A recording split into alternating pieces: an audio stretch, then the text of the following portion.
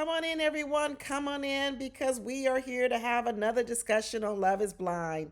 Love is Blind, y'all. And what are we going to talk about today? We are going to talk about how crazy Chris, the Chris that runs around talking about, I don't give a F, how crazy Chris exposed Bree.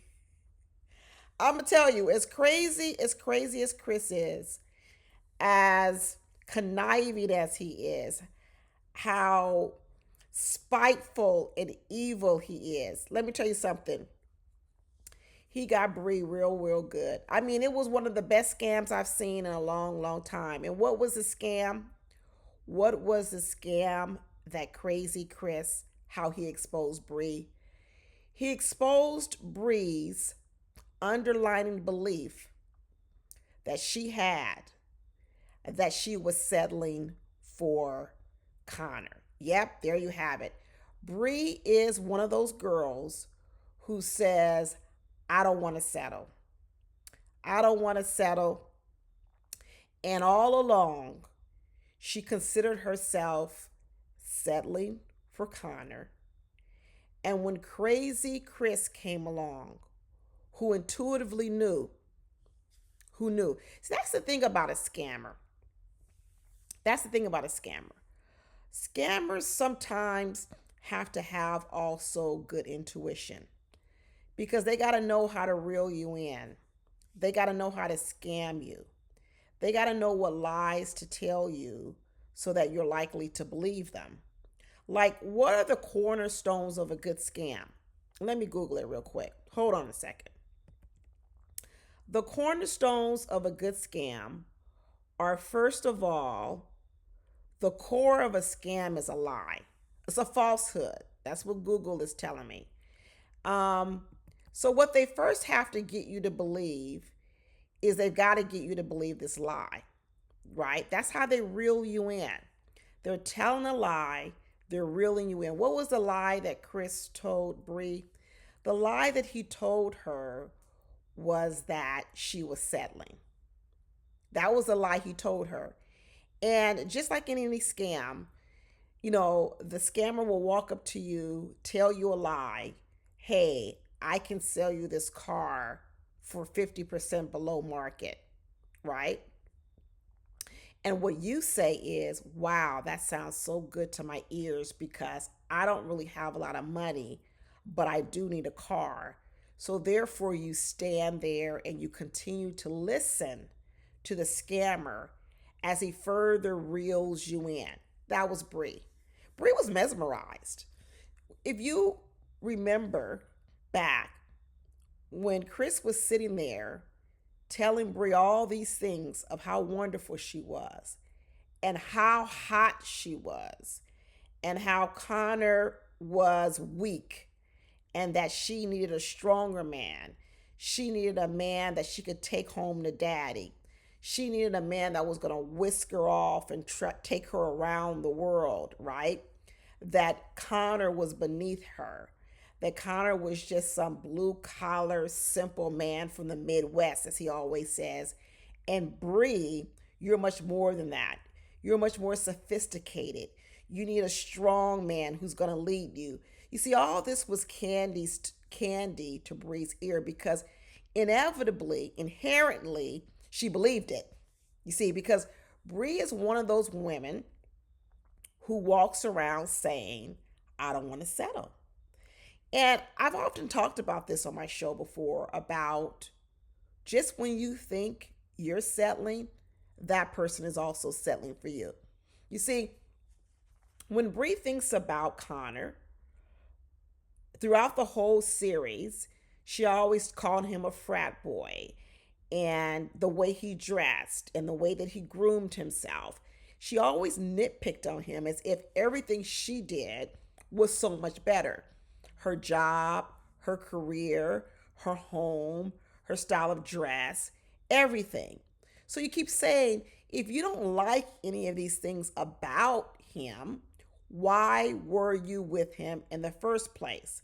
Because in Bree's mind, she was settling for Connor. She was selling for him.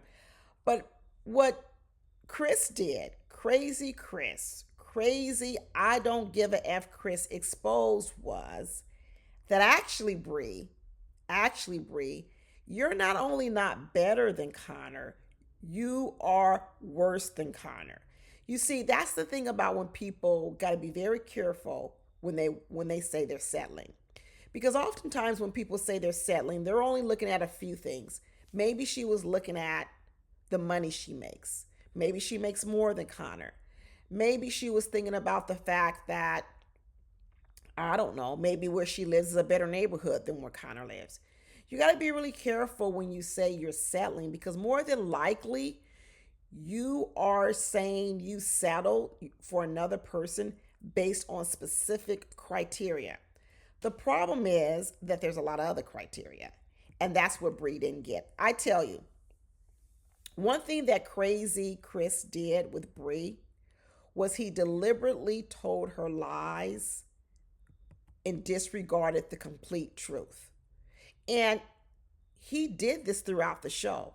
You see, if you go back to Crazy Chris's ways, he always was out to get back at Connor. If you think back to all of their interaction, all of this was just a setup with crazy Chris because he knew that he had lost Bree to Connor. And in a lot of ways, when you look at what he's done, what he was doing to Bree was not only a way to get back at Connor, but it was also a way to get back at Bree. You see, but Bree, she fell for it. And it really exposed the delusion she has about herself. I was saying earlier that, does she even like Connor? Does she even like Connor? Now, crazy spoiler, okay? Plug your ears for the next 30 seconds if you don't want to hear a spoiler. But, I'm fishing around the internet and I see that even though Connor and Bree did not get married on the show, that later on it turns out that they did get married. So imagine this: you're on the show, you're dating Connor, you think you're selling for Connor, and you don't want to settle. Crazy Chris comes along, fills your head with a whole lot of falsehood, tells you how hot you are, how beautiful you are, to the point that he's willing to risk it all in front of all these people. And what does Bree do? She sits there and listens to the scam because in her mind, Chris is validating in her all the things she actually really already believes. Just like a good old scam. A good old scam means you have to believe that it's possible. Because if you don't believe that it's possible, you're never going to fall for the scam. So the fact that Bree sat there and listened to Connor say all of that crazy stuff meant she really believed it. He had her good. I mean, she was sitting there sipping on her drink. She was fully entertained. She was fully engaged. She was fully mesmerized. You see what I'm saying? And the more he talked about how Connor was submissive and that he is more on her level and that he's the type of man that she really needed. And all Connor is a man that works for a dumpster rental company. And he sat there and put down Jessica and told her that Jessica's body wasn't good enough, that Jessica's sex was bad. And here is Bree supposing to be friends with Jessica. And she sat there and she listened to it. You know why? Because it was candy to her ears. So crazy Chris, diabolical Chris, evil Chris, some of people may even say narcissistic Chris, was able to engage Bree to the level where she could not move. It was like she was transfixed. She was mesmerized. She was hypnotized by his words because his words were resonating with a part of her on the inside. Now, I hear they got married, which means they broke up at first, which we see on the show. But somewhere along the way, it seems as if Bree might have had a change of heart. What do you guys think happened? Do you think someone had to finally come around and tell Bree, girl, you are not settling? You may make more than him here. You may have a nicer place over here. You may have a few things in which you feel you maybe have a bit of an advantage. But overall, girl, you're not selling. Everybody got to really be careful that you don't have a crazy Chris in your life. Sometimes the crazy Chris's in your life are your girlfriends. I said it. I said it. Sometimes your girlfriends are the ones hyping you up and telling you that you're settling for a guy because you have this, and this. But they're not really looking at all the other characteristics in which that guy is settling for you. You see, that's like I said, Chris ain't the only scammer out here. The scammer doesn't always come in the form of a man. Sometimes the scammer comes in the form of a girlfriend who tells you things because she wants to keep you single right along with her. You see, in a lot of ways, here you had Chris, whose relationship had fallen apart with Jessica. And so, what does he now decide to do? He decides to come to these meeting points, to these bars. And what he decides to do is, since my relationship fell apart, since my relationship is a bust, since no one likes me, as he says, because everyone doesn't like me, I have a lot of people who don't like me. What he decides to do is take his show on the road and not only mess up his own relationship, but he says, let me go mess up another one. Let me go mess up the one with Bree and Connor. You see what I'm saying? Because why should they be together when I'm over here sitting over here with everyone thinking horrible of me? And let me tell you, when he runs around talking about, I don't give a F, yeah, he did. Because nobody keeps saying, I don't give a F if you really don't give a F. The more he said, I don't give a F, the more I realized he gave an F. You see what I'm saying?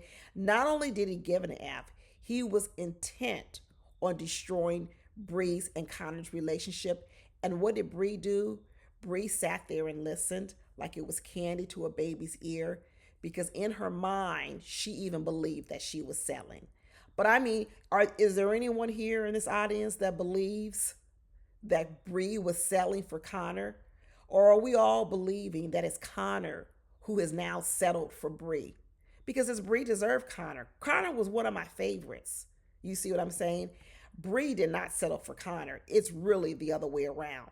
And like I said, a lot of people got to be really careful that you don't have a Chris in your life that's hyping you up and telling you that you're settling for someone, but yet that person that you think you're so much better than has a whole lot of other characteristics that are so much better and nicer than your own.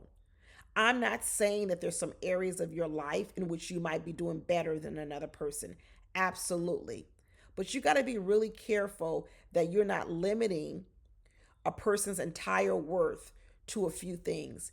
And I believe what Bree did, she limited the worth of Connor to career and salary and whether his home was nicely decorated. Because when you peel back that curtain and you look at morality, you look at how you treat a person, you look at how your ability to be empathetic, sympathetic, to be caring, compassionate, and love on a person, Bree had none of that. None of it whatsoever. And Connor exposed her. Connor had the unique ability in his evilness, his conniving, in his own narcissistic way to know what was going to reel Bree in so he could con her. You see, he was conning her into breaking up with Connor. That's the con. People say, well, what did he want? Did he really want to be with Bree? Probably not. He probably would have done to Bree exactly what he did to Jessica. Use her for the moment, whatever time that is, and throw her away. I'm pretty convinced that all Chris wanted to do was break up Bree and Connor, and that's what he was going for. He was never interested in any relationship with Bree. He didn't want to be Bree's man to no long-term effect. What he wanted to do was to exact revenge and do damage. And Bree left the door open and she sat there and sipped on that drink because in her mind, she too believed that she was settling.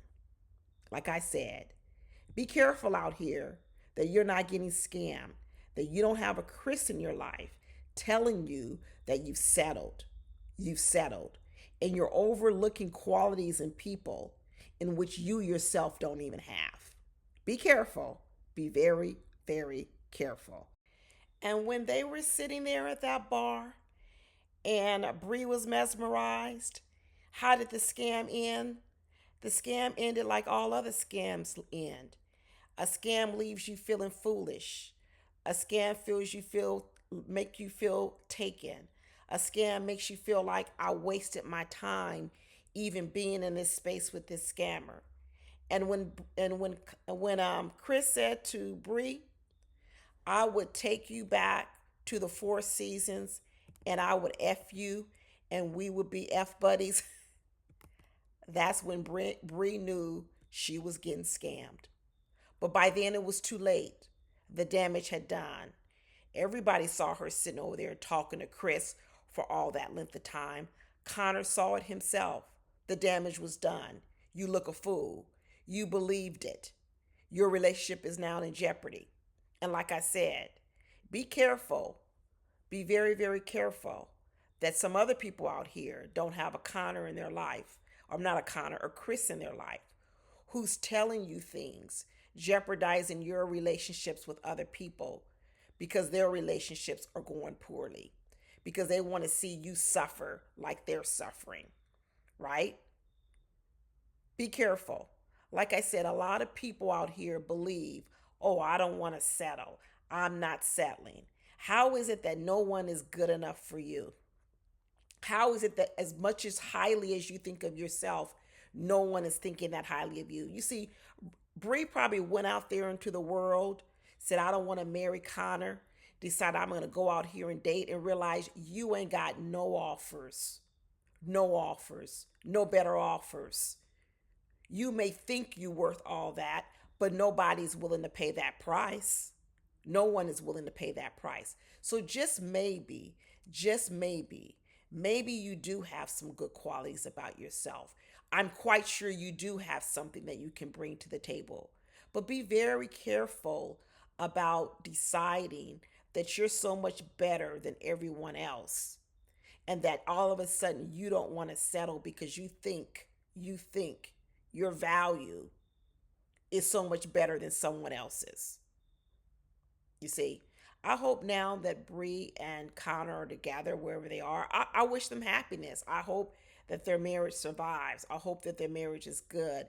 And I hope that somewhere along the way, Bree has been humbled and that Connor is also believing that he's not some sort of consolation prize in her life. She's lucky to have him, especially after all of this. But anyway, that's all I got to say, y'all. Talk to you later. Bye.